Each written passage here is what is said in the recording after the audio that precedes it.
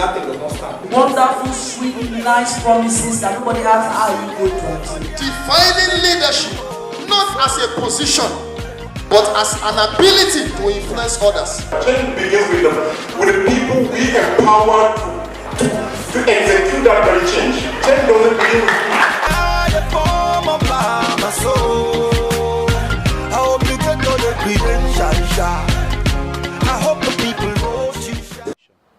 I want to ask you first of all, tell me, how do you came to this Fix Nigeria conference?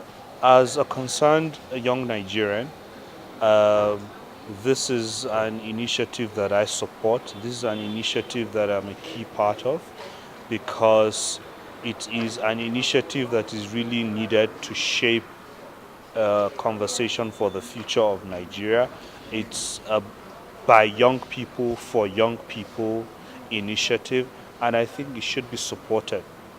Now, looking at you as a young professional, a lawyer, what are your thoughts on like 2 years of this administration?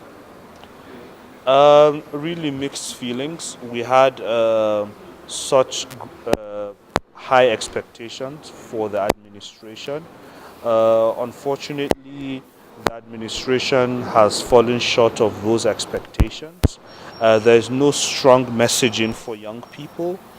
There is no strong prioritization for the development of young people, and it is at best utterly disappointing. But this is just 2 years.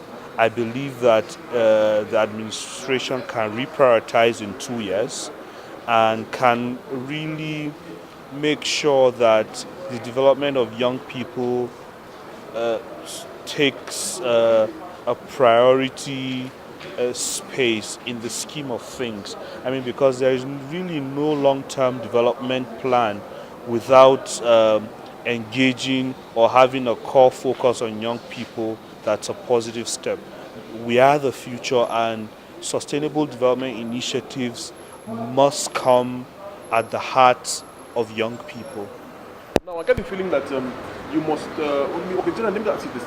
What do you think Nigeria ought to do if it wants to like catch up with the rest of the developed world? We have to shift from being a consuming nation to becoming a producing nation. I mean, there just has to be a lot of productivity. How are we going to have this much productivity? Young people must be gainfully employed, they must be actively engaged. It even starts from education. We must have quality and sound education for our children, because I mean change is a very, very sensitive and dicey thing. It takes time to change an idea. It's about perception. It takes time. It takes a generation perhaps to bring about an idea and make it the norm. So we start by education. Young people, children must be educated and must have access to quality education. They must have access to healthcare, affordable healthcare, quality healthcare, because if we really want to make it as a nation, we must make sure that the government secures the lives and properties of its citizens. The government also gives young people hope and a strong sense of belonging.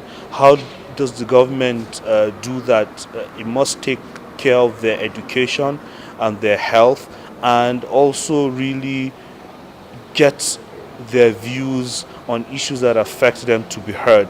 Now, Ibrahim, on the final note, I want to ask you now, first of all, what are your thoughts on Mr. President's health? And then what are your thoughts again as to those people who think, in their opinion, that he should resign?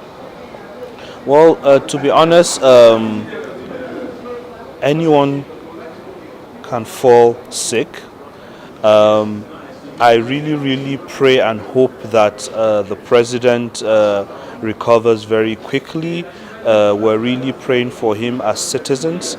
No one is beyond falling sick. I do not wish that on anyone, and I hope that when Mr. President recovers, he really stands up to the yearnings of Nigerians and makes sure that as citizens we become a priority and not the other way around. There is still time. We still believe in Mr. President. We still believe that he can do much more. So I know they bother nobody, but sometimes they misunderstand me. And I keep it simple.